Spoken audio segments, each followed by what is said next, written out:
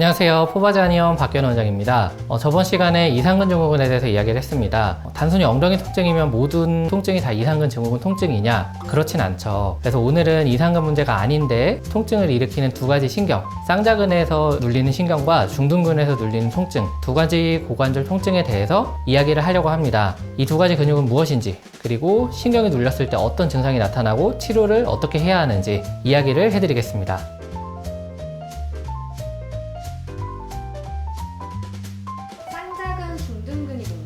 먼저 쌍자근하고 폐쇄근이 뭔지 알아봐야 하는데요. 쌍자근은 크게 두 가지 근육으로 나뉘는데 이 사진에서와 같이 상쌍자근 그리고 아래에 있는 하쌍자근으로 나뉘게 됩니다. 이 두 개의 근육이 수축하게 되면 엉덩이가 쭉 바깥으로 벌어지면서 골반이 외회전을 하게 되는데 중요한 역할을 합니다. 이 중에서 특히 위에 있는 상쌍자근은 바로 위쪽에서 대퇴방형근 신경이 지나가게 되는데요. 이 신경이 눌리게 되면 고관절 안쪽이 깊숙하게 아프거나 뼈가 아파요. 이런 식으로 많이 표현을 하게 됩니다. 그 다음으로는 더 위쪽에 있는 중둔근이라는 근육이 있습니다. 중둔근은 엉덩이 옆쪽에 넓게 붙어 있는 근육인데요. 이 근육이 수축하게 되면 고관절이 살짝 바깥으로 벌어지게 됩니다. 걸으려고 다리를 단순히 들어 올리기만 하는 게 아니라 옆으로 벌리면서 우리가 보행을 하게 되는데요.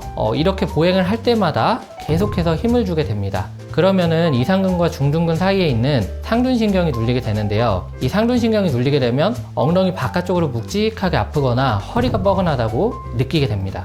그럼 이상근 증후군과 방금 말씀하신 신경통은 어떻게 확인할 수 있을까요? 이상근 증후군과 지금 눌린 두 개의 신경통은 당연히 신경이 다르기 때문에 증상도 다르게 나타납니다. 우선 이상근 증후군은 손상되는 신경이 좌골신경이고요. 그렇기 때문에 엉덩이 뒤쪽의 통증도 느껴지지만 허벅지 뒤쪽에서 다리까지 혹은 종아리까지 저린 증상이 같이 나타나는 경우가 많습니다. 반면에 지금 말씀드린 신경은 대퇴방형근 신경하고 상둔신경이라는 두 가지 신경인데요. 이 신경은 주로 고관절 주변에 집중적으로 나타나기 때문에 통증 양상도 방사되면서 하지로 내려간다기보다는 고관절 주변에 집중적으로 나타내는 경우가 많고요. 엉덩이 깊숙한 곳에 통증이나 압박감을 느껴지는 경우가 많습니다. 이상근 증후군 같은 경우는 페어라는 테스트를 통해서 검사를 하게 되고 방금 말씀드린 상쌍자근이나 중둔근에 의한 통증은 스페셜 테스트를 진행하게 됩니다. 이학적 검사뿐만 아니라 추가적인 검사는 초음파 검사 혹은 연계된 병원에서 MRI를 통해서도 검사가 가능합니다.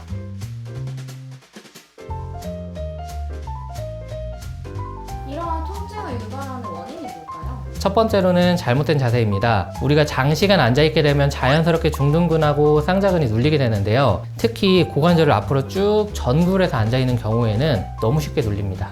두 번째는 근육이 약한 겁니다. 중둔근은 아래에 있는 신경을 보호하기 위해서 존재하게 되는데 이 중둔근이 약화되게 되면 힘이 없어지고 자연스럽게 안에 있는 상둔신경이 눌리게 됩니다. 세 번째는 부상이나 충격입니다. 갑작스럽게 엉덩방아를 찌거나 넘어지면 자연스럽게 눌리죠. 네 번째는 고관절의 움직임, 가동 범위의 감소입니다. 유연성이 떨어지거나 관절의 움직임이 제한이 되게 되면 중둔근의 기억 상실이 오게 되고 쌍자근을 많이 쓰게 되면서 두 가지 신경이 같이 눌리게 됩니다.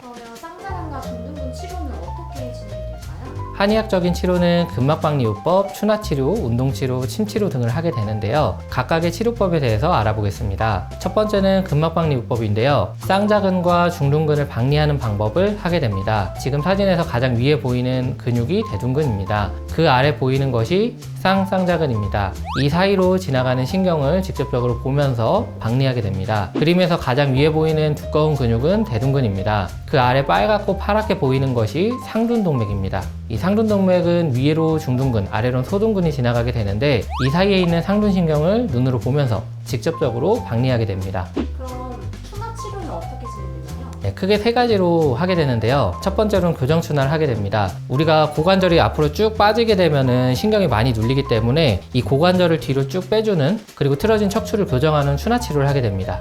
두 번째는 근막 이완 추나입니다. 상쌍자근과 중둔근의 움직임에 맞춰서 연결된 근막을 전체적으로 풀어주는 추나인데요. 상쌍자근과 중둔근은 45도에서 50도에서 가장 힘을 많이 받게 되는데 이 상태에서 움직임을 점점 늘려주게 되고 결국에는 90도 각도까지 근막을 전부 다 움직이도록 하는 특별한 추나 기법을 근막 이완 추나라고 합니다. 세 번째는 신경 이완 추나입니다.